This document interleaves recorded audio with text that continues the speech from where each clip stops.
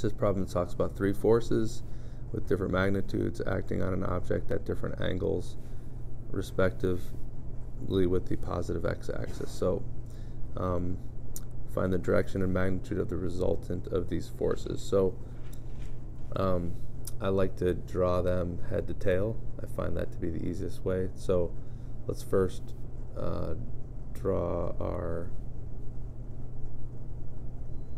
XY axis in here, and then 30 object angle of 30 degrees. So the first one we'll do in red. So 75 pounds, 30 degrees. So with the, it said with the positive x-axis, so that would be 30 degrees would be here. Always try to draw them relatively to scale. So that's this right here, 30 degrees.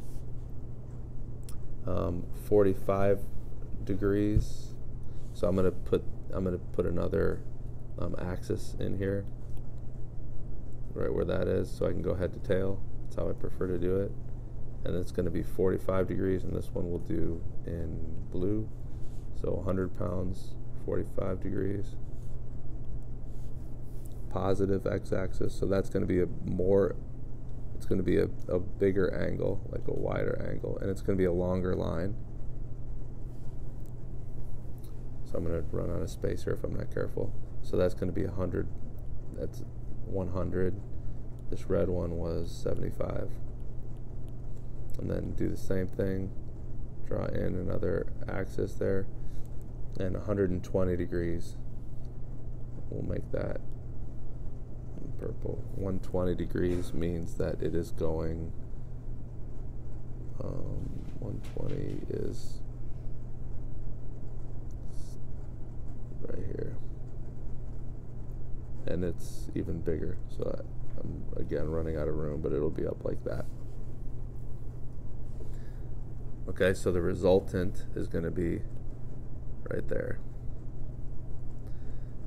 That's the resultant vector of these forces. And so to find that, quite simply, now that I've drawn this ugly picture, is you take your force 1, which equals 75 times the cosine of 30i plus the sine of 30j. Your force 2, which equals 100 times the cosine of 45i plus the sine of 45j. Correct me if I'm wrong on any of these, please, because just going from memory. And then force 3, the purple force, which equaled 125 times the cosine of 120i plus the sine of 120j. And if you remember, the resultant, one of the properties that you learned is that the resultant force, which will be called F4, the resultant force, is equal to F1 plus F2 plus F3. So just add each of these together, and these actually happen to be nice numbers, all of them. They're all on your unit circle, so you can even do it. You can even give exact answers if you want to, with leaving things in the radical form, if that's what they've asked. If they didn't ask for that, just go ahead and multiply them out. And but then to find the angle, so use those values to find your force. And then they also asked, find the direction. So the direction is where you use that other formula. So your resultant vector is that vector right there in gray. Now the last thing to do is to find the direction of that vector. And the way to do that is to use the cosine of the angle. We're trying to find this angle right here. And that cosine of that angle is going to be equal to the dot product. So it's going to be equal to this green vector, which you can just write that green vector as what? What is that vector? You can use the vector, just take the point 1. You can use the vector 1, 0. the unit vector.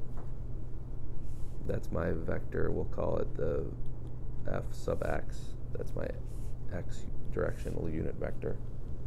So we're taking find the angle between them. That's the theta right there. You take the cosine theta of fx dot f4 divided by the magnitude of fx times the magnitude of f4. Well, we know the dot product is just going to be, since it's a unit vector, the dot product is just going to be that.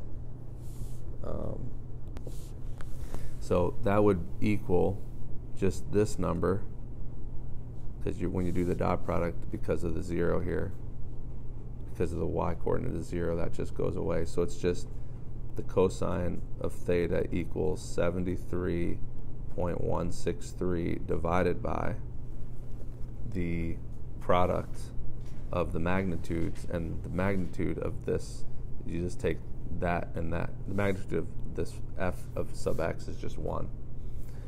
So that's the reason you chose that one. And the magnitude of f of 4 is just find the magnitude of it using that formula, which equals 228.494, 228.494.